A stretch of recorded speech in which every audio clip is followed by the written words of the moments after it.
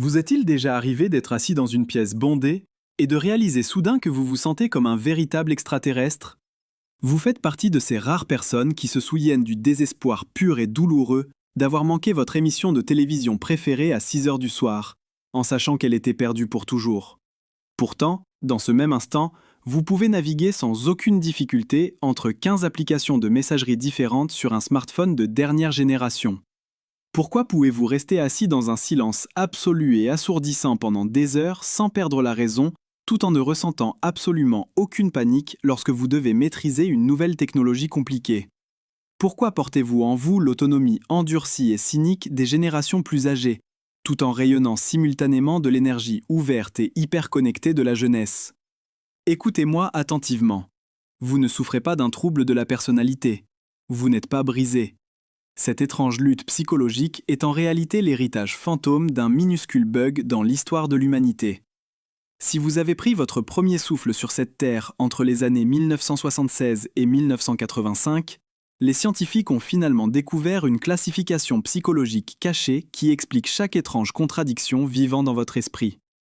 Pendant des décennies, la société a essayé de vous forcer à entrer dans l'une de deux cases rigides. On vous dit que vous êtes soit un traditionnaliste cynique de la génération X coincé dans le passé, soit un millénial frivole accro à la technologie. Mais le plus grand mensonge qu'on nous ait jamais vendu est que la psychologie complexe d'un être humain peut être proprement coupée en deux par une année de naissance précise. Il a fallu attendre l'année 2014 pour que les sociologues prennent enfin du recul et reconnaissent la vérité. Ils ont observé les personnes qui se trouvaient dans ce minuscule intervalle et ont donné un nom à cette micro-génération incroyablement rare. Ils vous ont appelé les Xennials. Mais le véritable secret de la raison pour laquelle vous vous sentez ainsi ne vient pas de la sociologie. Il vient des neurosciences pures. Selon une étude révolutionnaire publiée dans la revue Nature Neuroscience, votre cerveau a été pris dans un véritable feu croisé de l'évolution. La prise de contrôle soudaine et explosive du monde numérique s'est produite exactement au moment où votre cortex préfrontal se trouvait encore dans une longue période de grande plasticité. Cette période s'est prolongée jusqu'au milieu de la vingtaine. Cela signifie que votre cerveau s'est littéralement câblé différemment de celui de toute personne avant ou après vous. Votre cœur appartiendra pour toujours à l'ère analogique paisible de votre enfance. Mais votre cerveau a été contraint d'évoluer rapidement aux côtés de la révolution numérique. À cause de ce développement cérébral unique, vous êtes devenu quelque chose d'extraordinaire. Vous êtes technologiquement bilingue. Pensez un instant à votre vie quotidienne.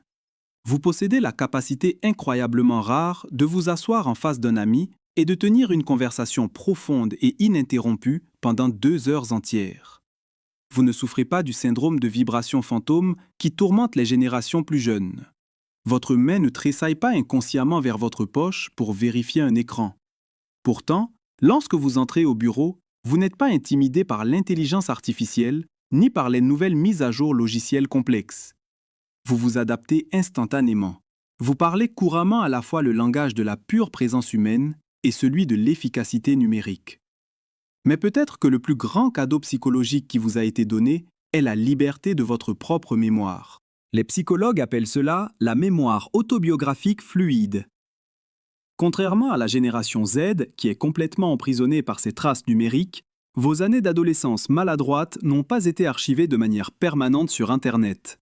Il n'existe aucune capture d'écran de vos erreurs les plus embarrassantes. Cette terrible coupe de cheveux que vous aviez au collège, ou cette première rupture désordonnée, elle n'existe que dans des photographies physiques qui s'effacent avec le temps et dans les histoires que vous choisissez de raconter. Votre cerveau a été autorisé à traiter, modifier et laisser partir le passé naturellement. Vos souvenirs sont des histoires inoffensives et non des preuves numériques permanentes attendant d'être utilisées contre vous. Pour vraiment comprendre ce beau paradoxe, imaginez un manager de 42 ans. Appelons-le Hoang. Un lundi matin, Hoang est un maître du numérique. Il coordonne parfaitement un projet international à travers plusieurs fuseaux horaires, passant sans effort des appels vidéo aux applications de messagerie d'équipe avec les réflexes aiguisés d'un jeune de 20 ans. Mais lorsque le samedi après-midi arrive, Hoang fait quelque chose qui déroute complètement ses jeunes collègues. Il coupe entièrement son Internet sans fil. Il se débranche du réseau. La seule façon pour lui de réellement se détendre et de réguler son système nerveux est de travailler de ses propres mains. Il peut passer des heures à démonter minutieusement un vieux climatiseur mécanique ou simplement s'asseoir dans une pièce silencieuse en écoutant le crépitement chaleureux et imparfait d'un disque vinyle. Pour le monde extérieur, ce changement soudain n'a aucun sens. Mais pour Hoang et pour tous ceux de cette micro-génération, ce silence analogique n'est pas seulement un passe-temps étrange. C'est l'encre psychologique vitale qui vous empêche de vous noyer dans le déluge numérique. Pour comprendre d'où vient cette profonde encre intérieure, nous devons revenir à l'environnement de votre enfance, incroyablement peu surveillé. Vous avez grandi dans les dernières années avant que le helicopter parenting ne devienne la norme. Vos parents ne suivaient pas votre position sur un écran lumineux.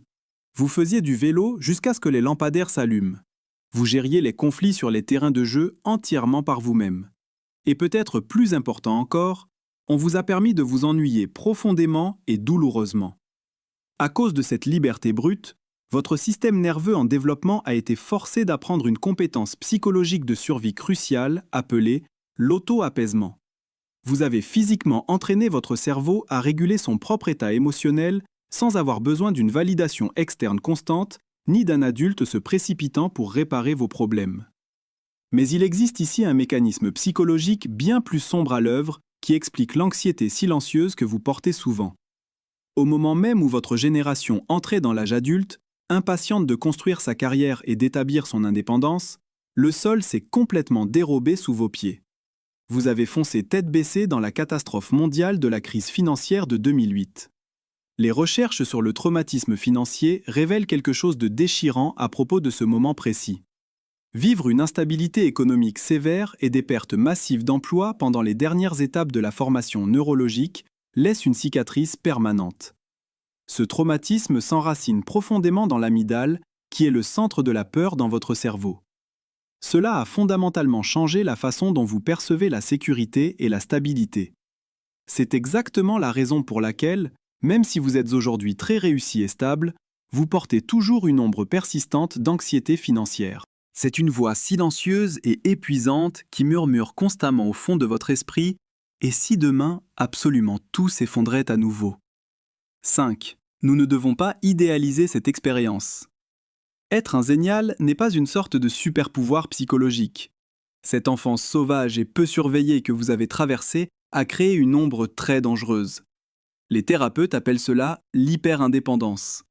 Lorsque vous vous noyez dans l'épuisement professionnel ou que vous luttez silencieusement contre la dépression, votre premier réflexe n'est jamais de demander de l'aide. Au lieu de cela, vous vous isolez. Vous vous retirez dans votre propre esprit parce que votre système nerveux a été programmé par une croyance obstinée et solitaire. Vous croyez réellement que personne ne viendra vous sauver et que vous devez tout réparer vous-même. Et lorsque vous combinez cet isolement intense avec les profondes cicatrices financières dont nous venons de parler, vous obtenez une génération souvent paralysée par le besoin de sécurité. Votre cerveau est verrouillé en permanence en mode survie. À cause de cela, vous pouvez vous retrouver à souffrir en silence dans un travail épuisant et écrasant pour l'âme, simplement parce qu'il offre un salaire stable. Vous refuserez activement de faire un saut dans l'inconnu ou de poursuivre une percée majeure. Vous êtes complètement terrifié à l'idée qu'un seul mauvais mouvement puisse faire s'effondrer toute votre vie une fois de plus. Sans même vous en rendre compte, votre incroyable résilience est devenue à votre insu votre chaîne la plus lourde. Mais malgré les cicatrices et les lourdes chaînes du mode survie, votre existence est quelque chose de véritablement beau. Vous êtes les toutes dernières personnes sur Terre à posséder une double citoyenneté entre le royaume calme et ancien de l'ère analogique et l'empire flamboyant à grande vitesse du monde numérique. Vous êtes les derniers traducteurs de l'histoire humaine. Vous êtes les seuls qui restent capables de traduire parfaitement la profonde et patiente attente de semaines pour une lettre écrite à la main, directement dans le langage frénétique de la messagerie instantanée. Et peut-être que c'est la plus grande leçon que votre micro-génération a à offrir au reste d'entre nous. Votre vie prouve qu'il est tout à fait possible de survivre et de s'adapter à la folie absolue d'un monde qui change rapidement, sans jamais perdre ce calme silencieux et indestructible que vous portez profondément en vous. Si vous faites partie des rares personnes qui possèdent cette double citoyenneté, ou si vous vous êtes déjà senti complètement perdu entre ces deux mondes, je veux entendre votre histoire. Laissez un commentaire ci-dessous et partagez votre expérience avec nous.